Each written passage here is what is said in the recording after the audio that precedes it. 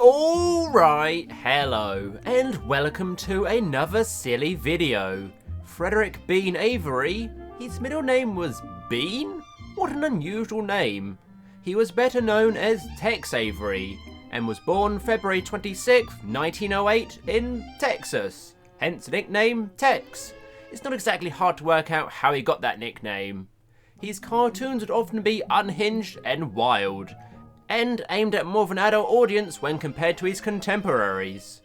Every cartoon director has their own unique style, their strengths, and their weaknesses. Tex just had that natural ability to know what's funny, and how to do recurring gags and make them funnier every single time. He worked for multiple studios across his career, directing over 130 cartoons. I decided to try and pick out my favourites. Now originally this was going to be a top 10, but I felt like I was missing just too many great cartoons, so it became a top 15. And even then there was still some all-time classics still not included, so now it is a top 20. It will include shorts from his time at Warner's, MGM, and his brief time at Walter Lanz Studios.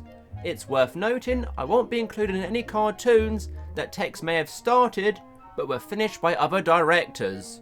So although I absolutely love Wabbit Wubble, Tex had left Warner's before it was finished by Bob Clampett. Now that's all cleared up, let's delve into the best of Tex Avery's wacky world, with my number 20. I'm the guy that's gonna catch the fox, because I know every tree in this forest, every single tree. In 20th spot, we have A Fox and Hounds from 1940. It's the one with Bugs Bunny's personality, but in the form of a fox. He sounds completely identical to Bugs, and acts almost exactly the same as Bugs would. My name's George. Here we go again. He was paired alongside the not-so-smart Willoughby the dog. I love the recurring joke in this short that Willoughby is so unintelligent, he falls for the same trick each time. But the nice little twist at the end where it turns out maybe he isn't quite as unintelligent as we first thought. You know, I ain't so dumb. It was a very popular idea to do cartoons centered around fox hunting. We saw other directors have their own takes, including Foxy by Proxy, made by Friz Freleng, and Fox Pop, directed by Chuck Jones. Now at this point in time, Bugs Bunny wasn't quite the huge star we know now. Tex having made a wild hair just earlier that year. So who knows, in an alternate universe, maybe George the Fox could have become the character to take off. But unfortunately, this would just be a one-off for him. Almost certainly due to the fact there was no real need to have an identical character to Bugs Bunny when you already have Bugs Bunny. But if you're only going to star in one short, this is a very solid one to be in. Come on now, George, they done gone to get the fox, George. Come on, which way did they go, George? Which way did they go? And here, $2 and 5 cents. In 19th, we have A Day at the Zoo from 1939. Who doesn't love a trip to the zoo? Seeing all the animals like the camels, the monkeys, and the rest. Tex loved to do these spot gag styles of cartoons, but with varying levels of success. If you love puns and dad jokes, then these are perfect, but they're not everyone's cup of tea. This one, however, is one of his stronger spot gag shorts, as it hits you with joke after joke. If you don't get one, well, you might get the next one. Here we come to a family of white rabbits. Of course, you all know how fast they multiply. Some jokes admittedly don't translate into the modern world or my European mind. A personal favourite though has to be the do not feed the animals joke. It's one that Tex would do multiple times, but this is probably my favourite version of it. Hey, sister! Can't you read? This short also stars a prototype Elmer Fudd, in a running joke where he's constantly teasing a lion, and does not learn his lesson. Who says these cartoons don't have morals? If you tease lions, you get eaten. His appearance here is very similar to Egghead, who was also a character created by Tex Avery. starring in 4 shorts including Egghead Rides Again and Daffy Duck and Egghead. A Day at the Zoo is one of the few Warner shorts to also be in public domain, so well worth seeking out if you've never seen this one before. I didn't do it, I tell ya. I didn't do it, I tell ya. Oh, he did so do it. I saw him with my very own eyes. So there.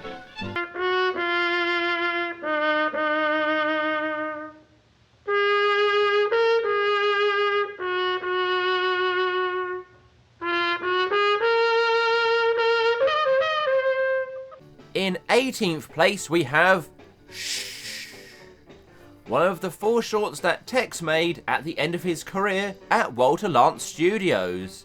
This would actually be his final ever short he directed, and honestly, what a great way to go out. Obviously the budgets at Walter Lanz were nowhere near that of MGM and Warner's, but Tex still managed to create another unique masterpiece. Will you please stop blowing that horn? The concept of this short follows a mild-mannered jazz musician who needs to rest, otherwise he could literally explode. So he is booked into Hush Hush Lodge, a hotel in the Swiss Alps, which is so quiet you are not allowed to talk out loud. You have to end up going into a soundproof booth. To emphasise how quiet this hotel is, there is virtually no backing music, which can make it feel like a surreal experience.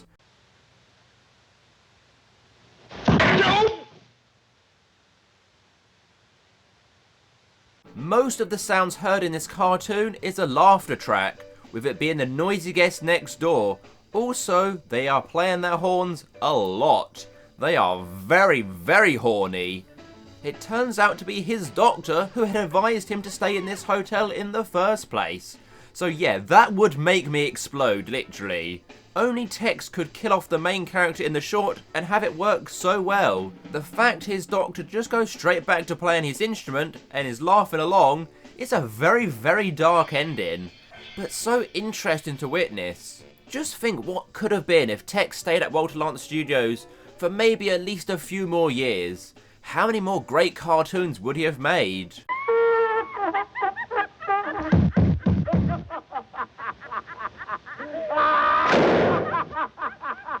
While back of the bar in a solo game sat dangerous Dan McGoo. Hello, all you happy taxpayers. In 17th, we have The Shooting of Dan McGoo, based loosely on the poem The Shooting of Dan McGrew.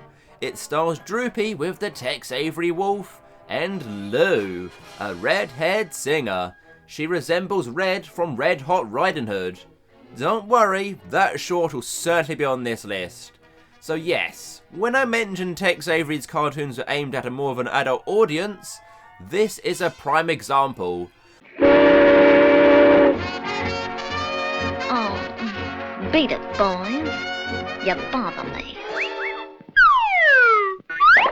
The wild takes of Wolfie are legendary, and although by this point it had been done at least a few times, it still feels very fresh and funny. So many great jokes in this cartoon. The drinks literally being on the house is a personal favourite of mine. There's also a few very dark jokes I would admit are funny.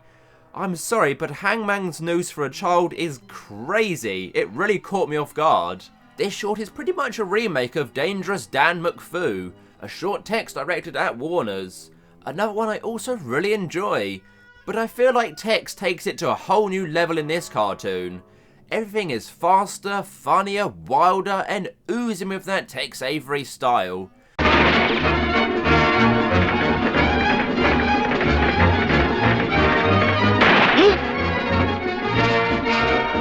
My only negative is that Droopy feels a little bit miscast in this short. At this point he was becoming a star, but it felt a little bit forced to have him here.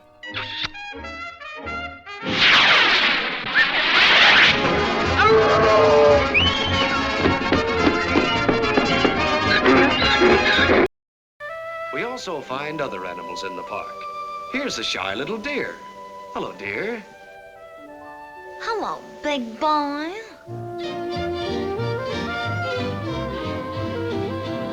In 16th, we have Cross Country Detours from 1940.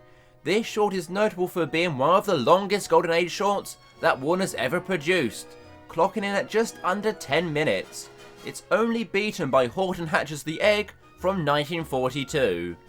It would have had Leon Schlesinger ripping out his hair, as he was famously very tight with budgets and was always looking at ways to cut costs. Most shorts were generally around about 7 minutes in length, so the extra 3 minutes probably would have cost quite a bit of extra money. But it was made to good use. In particular, the long striptease scene, which was rotoscoped footage of an actual stripper. This is another one of Tex Avery's finest spot gag cartoons, centered around the great outdoors. Now, does every joke land?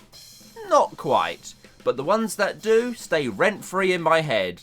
We stopped to watch a group of busy little beavers industriously at work building a dam.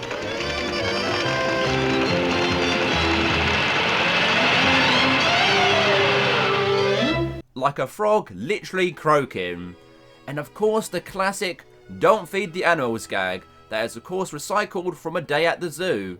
Now, I could very well be in the minority, but my favourite art style era of these cartoons was the late 30s and early 40s, with their realistic, detailed, hand-drawn backgrounds. Every frame just feels like a piece of art. Trees! Thousands and thousands of trees! And they're mine! All mine!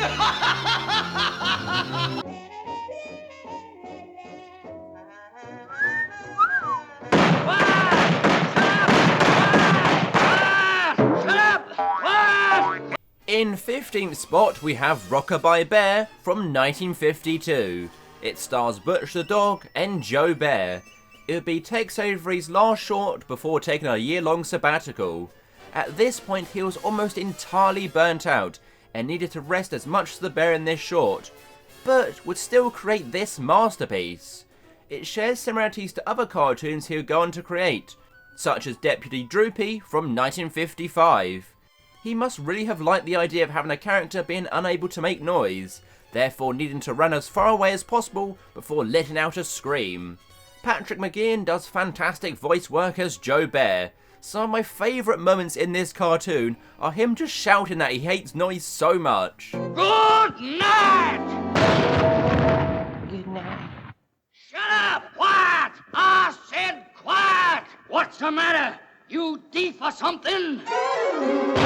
We also see a classic piece of butt-cheek walking. It reminds me of this moment from 1955's Ready Set Zoom. But who did it better? Wile E. Coyote or Butch the Dog? Usually Butch would be paired alongside Droopy as an antagonist, but in this one I see him more as the protagonist, as an unnamed beagle is certainly the antagonist for this short, trying to constantly get Butch to scream, so he'd end up getting the job of house sitting. Quiet! Shut up! Quiet! Quiet! Shut up! Damn!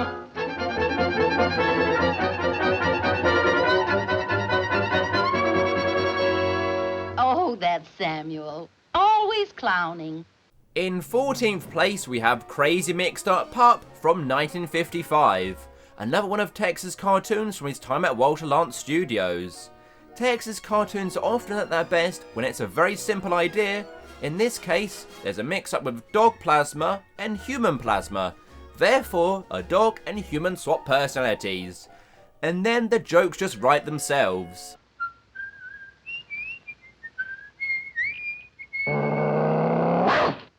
This one is just wild and fantastic.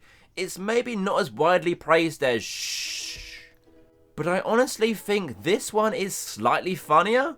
The unpredictability of when Samuel's going to act like a dog, or Rover's going to act like the human, just caught me completely off guard. Just some crazy scenarios are happening in this cartoon.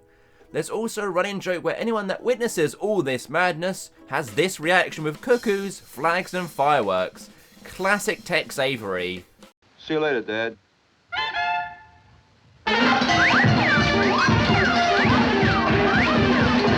Also, you clearly have to be careful when crossing the road in this town. Those moments really caught me off guard. The final punchline being that the wife and her dog also swap personalities is a great ending. I mean, it was originally released on Valentine's Day, so why not have a romantic ending?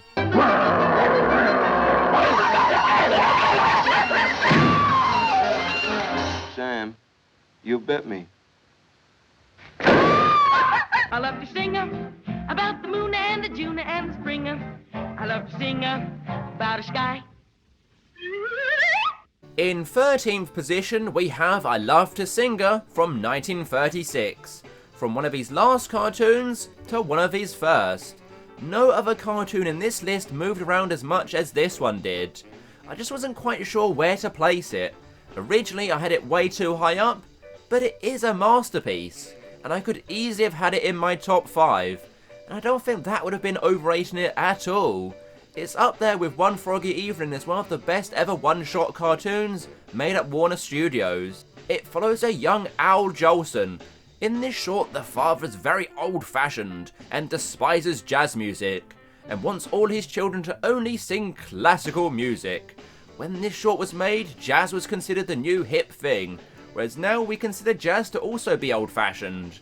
It's not exactly the funniest cartoon ever made, but it still has its funny moments. Report to your stations for further instructions. That is all. I wonder if they found my little boy. No, we didn't, lady. The story is so engaging and heartwarming, and also at times heartbreaking. I mean, Al Jolson is literally shunned and kicked out of his house by his parents, before he finds his way to a radio show talent contest, where he sings the catchy I Love to Singer. I love to sing about the moon and the June and the spring. Just such a great, lovely little cartoon, this one. I love to sing.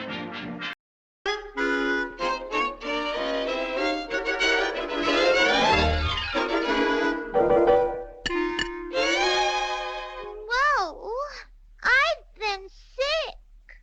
In 12th spot, we have King Size Canary from 1947. What happens when a canary, a mouse, a cat and dog all ingest a copious amount of Jumbo Grow formula? Well, absolute chaos, of course. This cartoon ranked very highly in 1994's 50th Greatest Cartoons Ever, where it was placed in 10th. Now, I wouldn't quite go as far as that. I mean, I have 11 better Tex Avery cartoons to start off with. I can't deny though, the pace and sheer scale of this cartoon is absolutely remarkable. The only problem is, it doesn't quite give itself anywhere to go. As the cat and mouse grow so large, they just kind of run out of the formula and the cartoon ends. But there is a lot to enjoy on the journey towards that ending. Simple things like the opening with the use of the William Tell Overture and the way the cat enters the house are just so cool.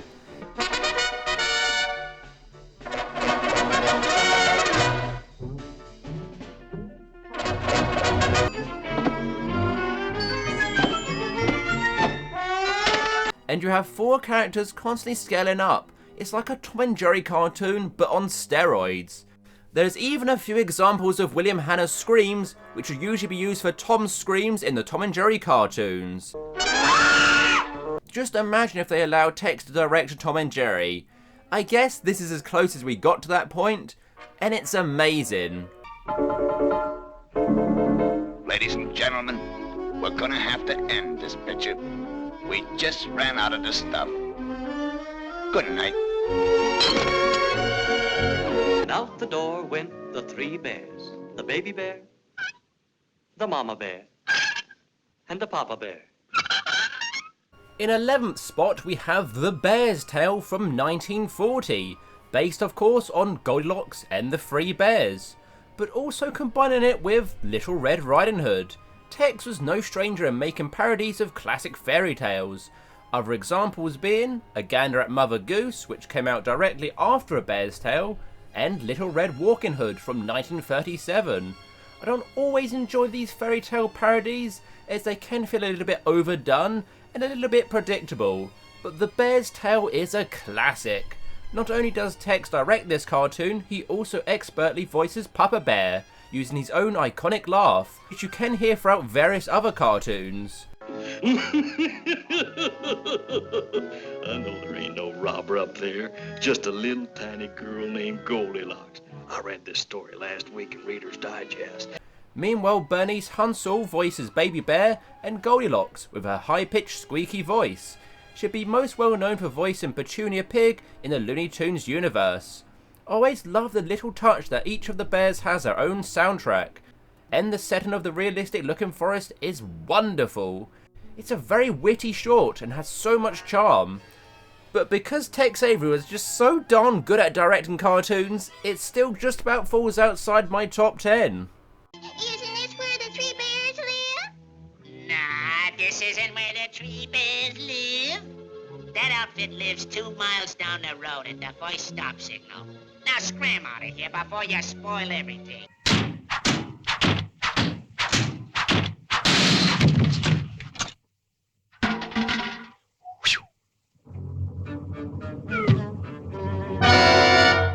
Hello, Joe. Into the top 10 we have Northwest Hounded Police from 1946. Here we go then, it's Droopy against the Tex Avery Wolf, the ultimate pairing. With Droopy's magical ability to seemingly teleport anywhere, at any time, despite the wolf's best efforts to escape him.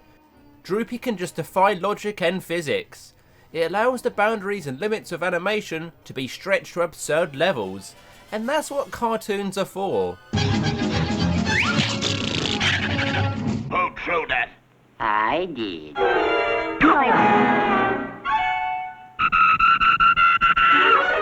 There are so many fantastic moments, from the initial escape from prison, to the amazing reaction shots we get from the wolf each time Droopy is able to be one step ahead of him. A personal favourite being at the cinema, one of the wildest pieces of animation you'll ever see. It's perfect in contrast to Droopy, who is just so relaxed about everything. This cartoon uses similar elements from Tortoise Beats Hair, with a very similar punchline, being that there was in fact hundreds of Droopies, just like there was multiple tortoises racing bugs. But Northwest Hounded Police, by leaving that as a final gag, was the better choice, as it's revealed very early on to the audience in Tortoise Beats Hair. Pilot to co-pilot. Boo. Listen, Doc. Now, don't spread this around. But, confidentially, I am a wabbit! Talking of Bugs Bunny, in 9th place we have A Wild Hare from 1940. The moment a legend was born, when Warner Brothers had found their new star character. After multiple prototypes from other directors, such as Porky's Hare Hunt from 1938, directed by Ben Hardaway, where Bugs is more similar to Daffy Duck, and Elmer's Candid Camera, directed by Chuck Jones, where he does have his wise guy attitude, but the voice and look hasn't quite settled. Tex was able to bring not only Bugs Bunny, but also Elmer Fudd into virtually their finished articles, in a formula that would define what Looney Tunes would be known for: a crazy rabbit and a dim-witted hunter. Shh, there's a wabbit down there, and I'm trying to catch him.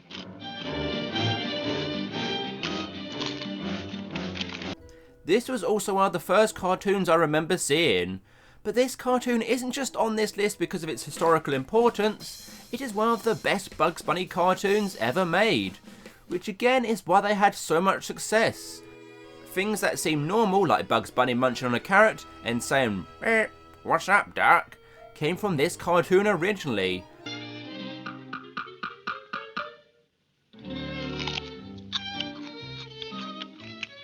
What's up, Doc? My favourite moment doesn't even have Bugs Bunny on screen, but it's able to convey so much of his personality before he is introduced, as he plays around with Elmer and his gun. Just such a great cartoon. I told you I'd get you, didn't I? Fell for my trap, didn't you, Mr. Wabbit? Too smart for you, wasn't I? I finally caught you, didn't I?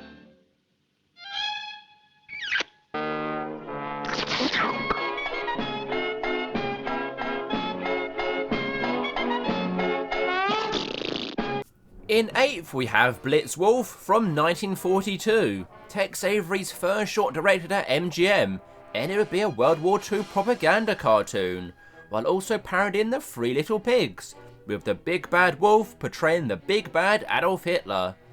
We see a lot of classic dad joke signs, a signature Tex Avery style joke with very corny puns, but he also does acknowledge just how corny the joke actually was. So many great jokes in this cartoon. The screamer bombs, then the whistling bombs, some of my all-time favourites.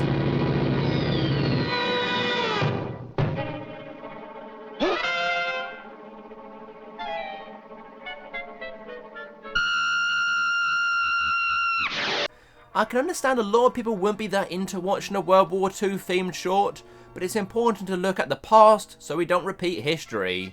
At the time this was made, Warner Studios were pumping out propaganda shorts, such as Plain Daffy, The Draft Horse, Drafty Daffy, and Russian Rhapsody. According to Chuck Jones, Tex Avery was actually criticised by an MGM producer for being overly rough in his depiction of Hitler, which is a bit of a yikes moment really, and is probably why we didn't really see too many other propaganda shorts from MGM. It did still, however, get a nomination for the Academy Award. With it being set during World War II, there are some jokes that don't age very well, but generally most of the jokes are aimed at the expense of Adolf Hitler, and that's perfectly okay.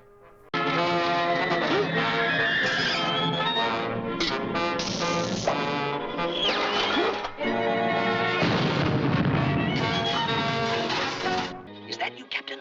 This is Secret Agent 2 3/8. Listen, Captain, I'm calling from Skunky Joe's beer joint. What? What's that? I say I'm calling from Skunky Joe's beer joint. Listen, 2 3/8. You'll have to talk louder. I can't hear a word you're saying. In 7th spot, it's Thugs with Dirty Mugs from 1939.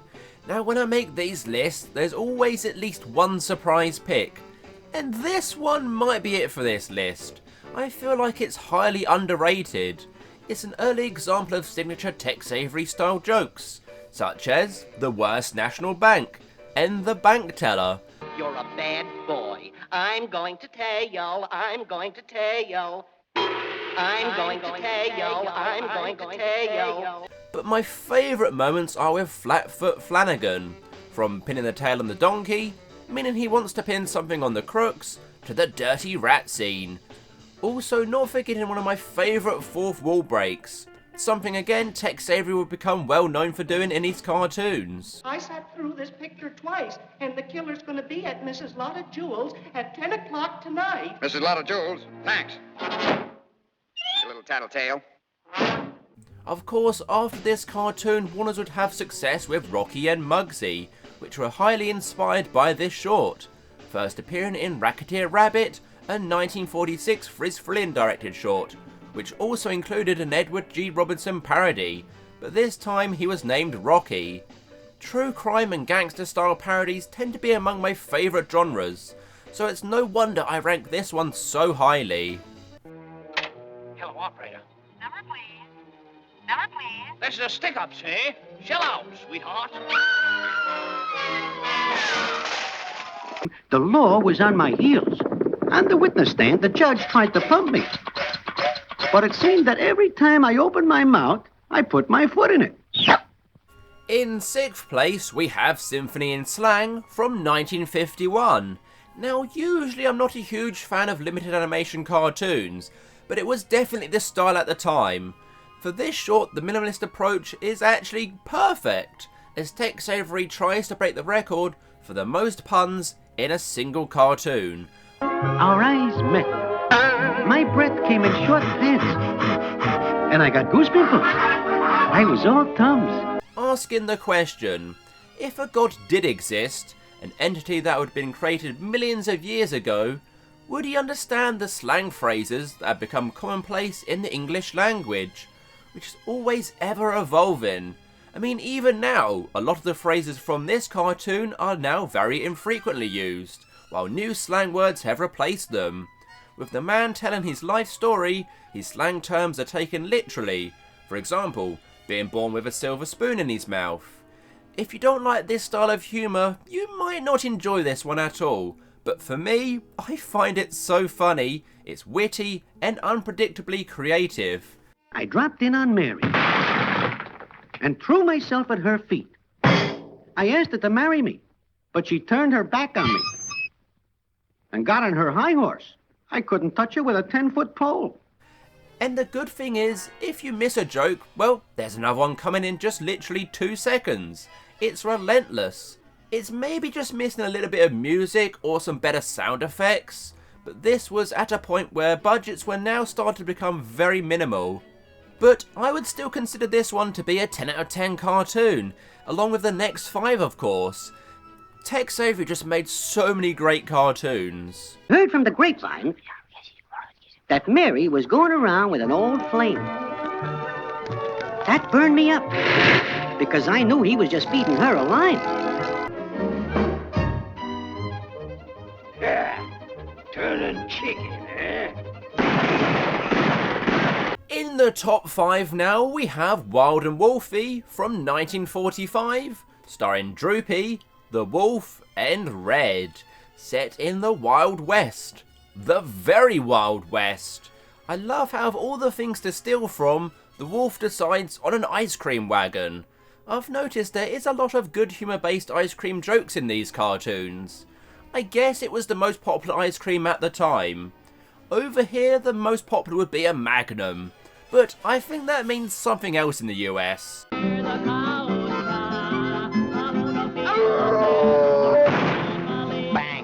Something that caught me off guard was the fact he just shoots a guy dead, in cold blood. Crazy how they got this past the censors. We get some fantastic wild animation takes from Wolfie lusting over Red. In this instance, he ends up kidnapping her, leading to the even wilder antics. The pacing for this cartoon is just perfect, with it starting pretty straightforward and it constantly builds and builds, with each joke topping the next. The fork in the road ahead was so stupid, yet it's funny. We even see Droopy turn heel at the end, with him kidnapping poor Red. Interestingly, Tex voiced Droopy in this cartoon rather than Bill Thompson, who would be the usual voice actor. Possibly because Droopy doesn't have many lines of dialogue in this cartoon. I think Tex does a pretty good Droopy voice. I couldn't really tell much of a difference. Who the heck are you anyway? Why, haven't you heard? I'm the hero.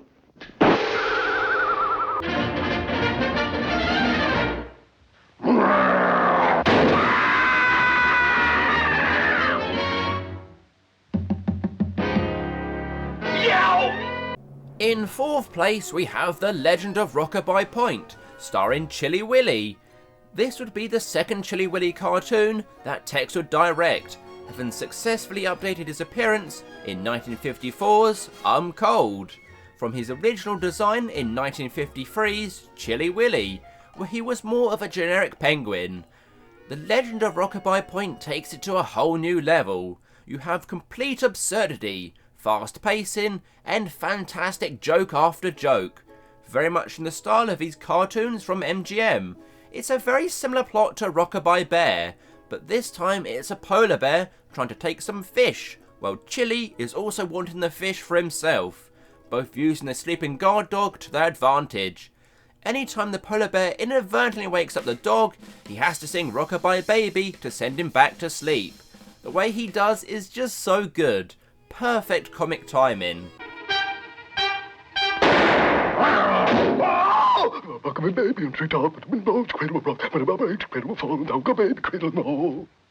Another genius moment is playing the same tune, but on the clarinet, while Chilly trolls him by changing the sheet music. Tex is always great at reusing a joke, but being able to take it to a whole new level, making it funnier each time.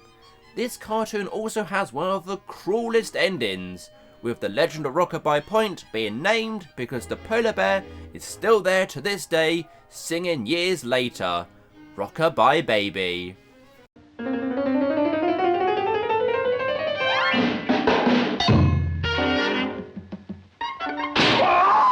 Rockabye baby on treetop, cradle rock, cradle falling down, go baby, cradle no.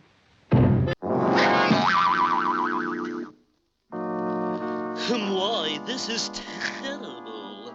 I can't die at 11:30.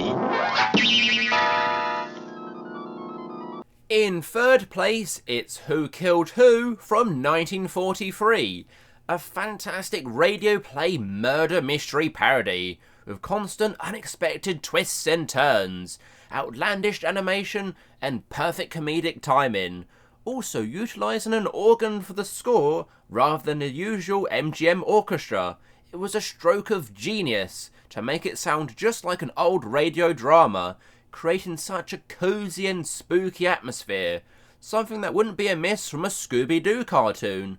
Although, thankfully, no annoying laugh track to be found here. Just fantastic jokes that made me laugh out loud. Peekaboo! It's just again relentless and perfect. We get the easily recognisable voice of Billy Bletcher. Here, not only does he provide his laugh, but he also portrays the bumbling detective. There's just too many great jokes to show them all, but my favourite has to be put your hands up and reach for the ceiling joke. It's just so great. Stick 'em up. Reach for the ceiling. You can never tell what's going to happen next. Admittedly, some jokes I didn't quite get, like the red skeleton. Either that's a reference to someone, or was just randomness. I don't really know, let me know in the comments. Also, Santa is in this cartoon, because why not? And with all that, there is genuine mystery of who the killer might be. Such a great cartoon. Highly, highly recommend it. Now, let's not get nosy, Bub. To Grandma's house. Hurry! Hey, follow that tail. Yes, sir. Just missing out on the top spot is Red Hot Riding Hood from 1943.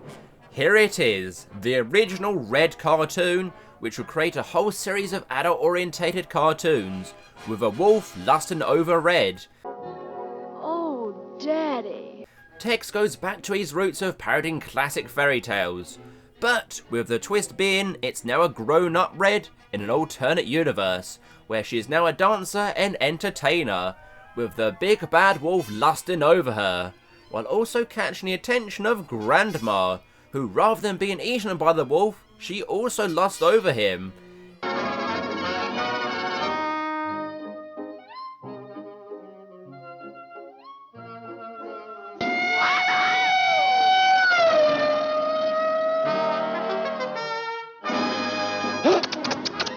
It was voted number 7 in the 50th greatest cartoons of all time, making it the highest ranked MGM cartoon on that list. And it's honestly a masterpiece. Tex was let off the leash and was able to create the cartoons he wanted, without any limits. I think the wolf's rant at the start of the cartoon is generally how Tex felt about having to do family-friendly typical fairy tale shorts.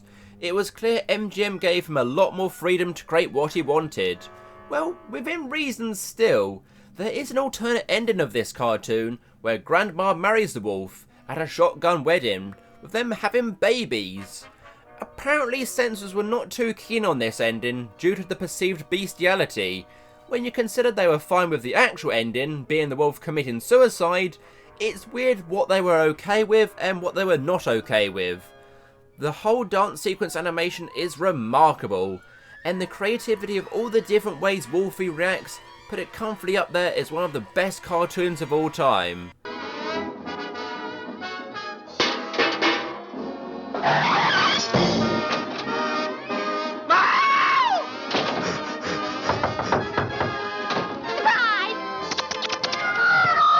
Now, before we get to the number 1 spot, as I found it so hard narrowing it down to this top 20 list, there are some honourable mentions for cartoons that didn't quite make it.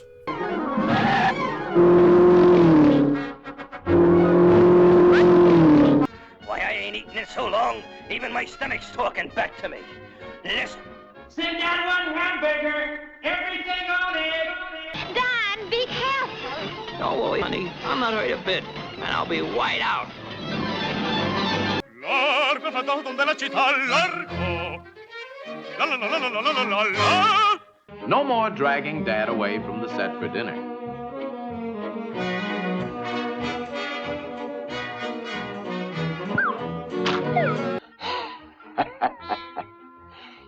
was a cinch getting rid of that little mutt. That's what you think, brother. So here it is, the number 1 pick. It's Dumbhounded from 1943. I would say 1943 really was peak Tex Avery, at the top of his power. Having learnt his craft at Warner Brothers, he was now perfecting it at MGM. The trio of cartoons he created back to back, starting with Dumbhounded and ending with Who Killed Who, is unmatched by any other director. Creating 3 masterpieces back to back is so impressive. Guess who? I surprise him like this all through the picture. Dumbhounded marked the introduction as well to Droopy, and his impossible ability to be everywhere all at once, and always a step ahead of the wolf. Now, I had seen fast-paced cartoons before, but nothing having this energy, and ability to keep the pace going the entire time. When you consider this is also a Droopy short, a character renowned for his slow speech and movement, yet it's perfect. This is the cartoon that made me realise I was going to really enjoy Tex Avery's work at MGM, as Blitzwolf, although a great cartoon, it was followed by a mediocre worm short. The wolf's reaction to seeing Droopy are some of the best in any cartoon. My favourite moment has to be the wolf going so fast he overshoots the edge of the frame of the cartoon. But the whole cartoon is just fantastic. If you only watch one Tex Avery cartoon, then you can't go wrong choosing this one. Congratulations. Thank you, sir.